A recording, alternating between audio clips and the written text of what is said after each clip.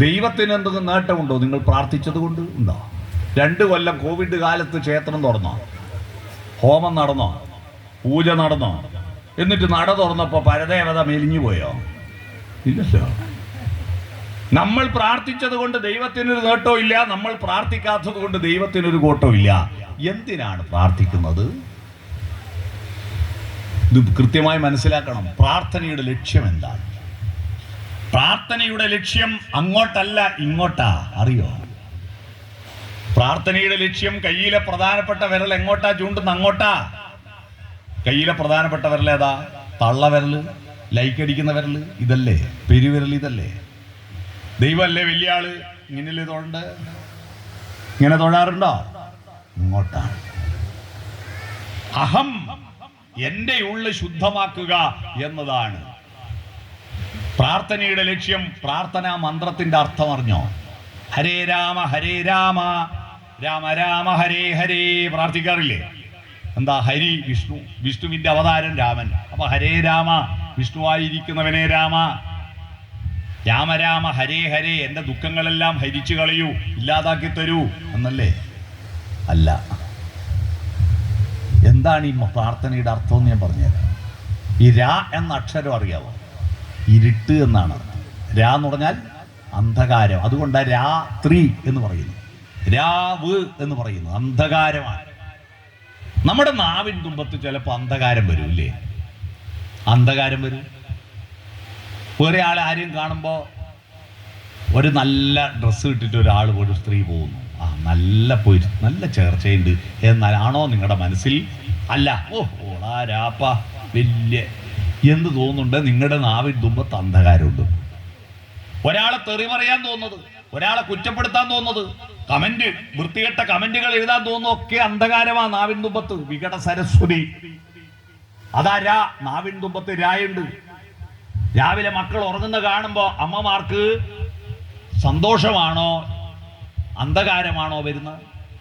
School bus വരേണ്ട സമയമായി, അടുപ്പത്തൊന്നും ആയിട്ടില്ല, ചെക്കൻ ഉറങ്ങുന്ന നോക്കി, അന്ധകാരമാണ്. മക്കൾ ഉറങ്ങുന്ന കാണുമ്പോ ആ കുട്ടീനെ ഉറക്കാൻ വേണ്ടി നമ്മൾ പണ്ടുപെട്ട പാടത്രയില്ലേ, ഒന്ന് ഉറങ്ങൂട് മോനെ. ഇനി അഥവാ കുട്ടി ഉറങ്ങുമ്പോ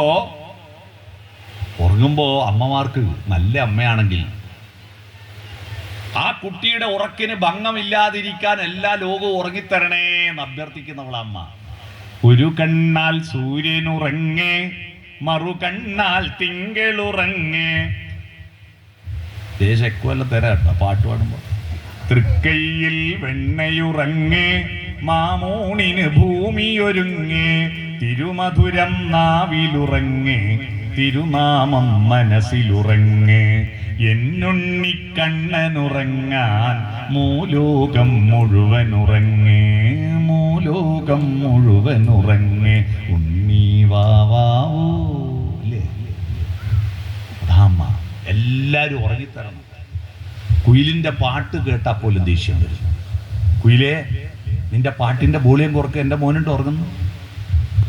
നിലാവെളിച്ചം നമുക്കിഷ്ടമാണ്. നിലാവിന്റെ ശിശിരരശ്മികൾ ജാലകപ്പഴുതിലൂടെ കടന്നു വന്ന് ഉറങ്ങുന്ന കുഞ്ഞിന്റെ കൺപോളകളിൽ സ്പർശിച്ചിട്ട് അവന്റെ സ്വപ്നങ്ങളുടെ നിറം കെട്ടു പോകാതിരിക്കാൻ നിലാവേ നിന്റെ വോൾട്ടേജ് കുറക്ക്, വെളിച്ചം കുറക്ക് എന്ന് ആജ്ഞാപിക്കും നിലാവിനോട് അമ്മമാർ. കേട്ടിട്ടുണ്ടോ? 4 മാസം മുമ്പ് മരണപ്പെട്ടു പോയ നമ്മുടെ പ്രിയപ്പെട്ട ഭാവഗായകൻ ജയചന്ദ്രൻ പാടി ഏറ്റവും മനോഹരമായ ലളിതഗാനം ഒന്നിനി ശ്രുതി താഴ്ത്തി പാടുക പൂങ്കുയിലേ, എന്നോമലുറക്കമായി ഉണർത്തരുതേ, എന്നോമലുറക്കമായി ഉണർത്തരുതേ.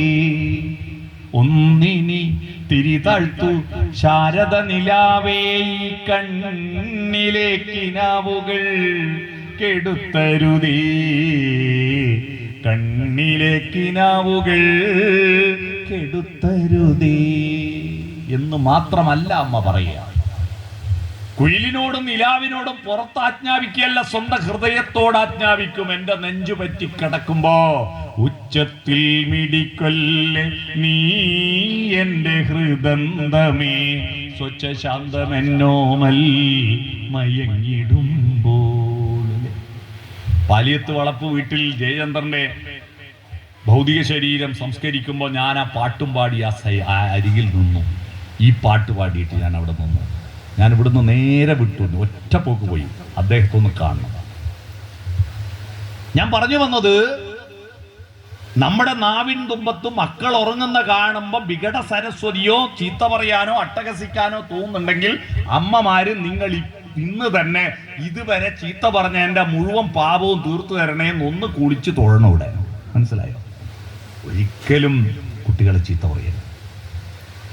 അഥവാ നാവിൻ തുമ്പത്ത് വികട സരസ്വതി വന്നിട്ടുണ്ടെങ്കിൽ അതിനെ പുറത്തു കളയാൻ നമുക്കൊരു സൂത്രം പറഞ്ഞതുണ്ട്, അറിയാമോ? രായെ പുറത്തു കളയാൻ മഹാപ്രാണം ഉപയോഗിക്കണം. മഹാപ്രാണം എന്ന് പറയുന്നത് സംസ്കൃതത്തിലും മലയാളത്തിലുള്ള ഒരു അക്ഷരത്തിന്റെ പേരാ. ആ അക്ഷരം അറിയുന്ന ആരുമുണ്ടോ? മഹാപ്രാണം എന്ന അക്ഷരം അറിയുന്ന മലയാളികൾ ആരുമുണ്ടോ ഇവിടെ? എല്ലാ ഇതര സംസ്ഥാന തൊഴിലാളികളെ കൊണ്ട് ഇരുത്തിയതാണ്. മലയാളികളുണ്ടോ?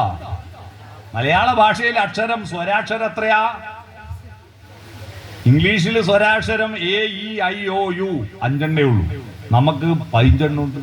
കാരണം നമുക്ക് അക്ഷരം അതിൻ്റെ ദീർഘം അതിൻ്റെ മടക്കല്ലുണ്ട്. ആ എന്നുണ്ട്, ഈ എന്നുണ്ട്, ഊ എന്ന് വന്നിട്ട് പിന്നെ അതിൻ്റെ ഇടയിൽ ഒരു ഉണ്ട് അല്ലേ? എന്ന് പറഞ്ഞിട്ട് ഒരു മടക്ക, ഓ എന്ന് പറഞ്ഞൊരു മടക്ക, ഔ, പിന്നെ പൂട്ടലും തുറക്കലും അറിയോ? 15 അക്ഷരം, സ്വരം 15. ഈ സ്വരം പോരല്ല, സ്വരം വ്യഞ്ജിപ്പിക്കുന്ന അക്ഷരമുണ്ട്. കണ്ഠത്തിൽ വെച്ച് വ്യഞ്ജിപ്പിക്കുന്ന കണ്ഠ്യം കാങ്ങ.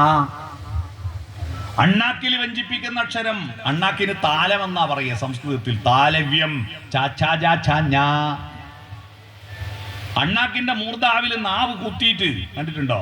നമ്മൾ കപ്പളങ്ങ, കർമോസ് ഇടിയെന്നാ പറയാ, കപ്പക്കയ.